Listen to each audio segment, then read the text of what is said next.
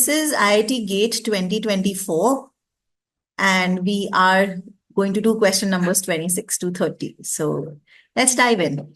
If A says that his mother is the daughter of B's mother, so A is saying that his mom is the daughter of B's mother. So there is B's. So B is here, and this is the mother of this female and B. Okay, so A says that his mother is the daughter of B's mother. Then how is B related to A? So now his mother is the daughter of B's mother, right? So basically these two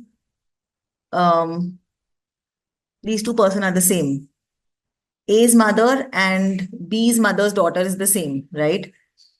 So let's change that and let's put this thing here, that A's mother is equal to daughter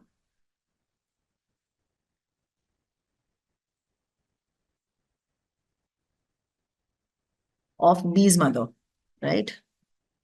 All right. So now, how is A related to B?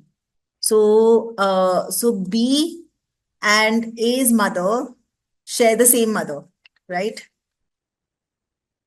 So B and A's mother share the same mother. So B is either A's mother's brother or A's mother's sister, correct?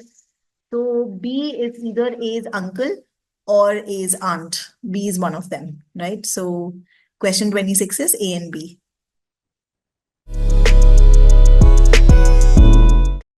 Let's move on to question 27.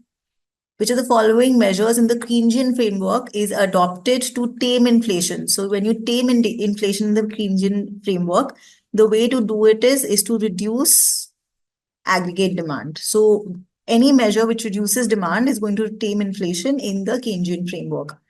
So reduce government spending, yes, it will reduce demand. So that is correct.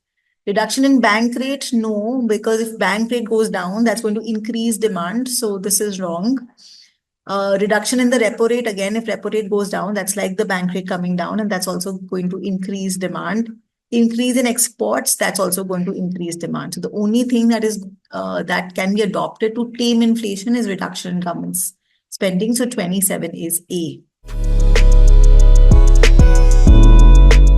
Now let's go to question number 28. If the difference between actual GDP and the trend output varies inversely with the difference between actual unemployment and the natural rate of unemployment, then this relationship is called Okun's law. So that's the definition of Okun's law. That is 28. Let's move on to 29. In the sticky price model of aggregate supply, if none of the firms in the market have flexible prices, then the short-run aggregate supply would be. So in the sticky price model, there are two kinds of firms, one which have flexible prices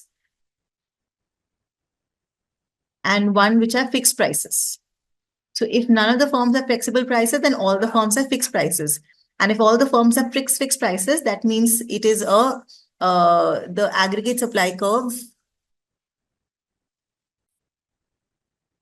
So if prices are fixed, then you basically will have an AS which is horizontal, because that's the AS when prices are fixed. So answer 29 will be A, that is aggregate supply curve will be horizontal, the short run one.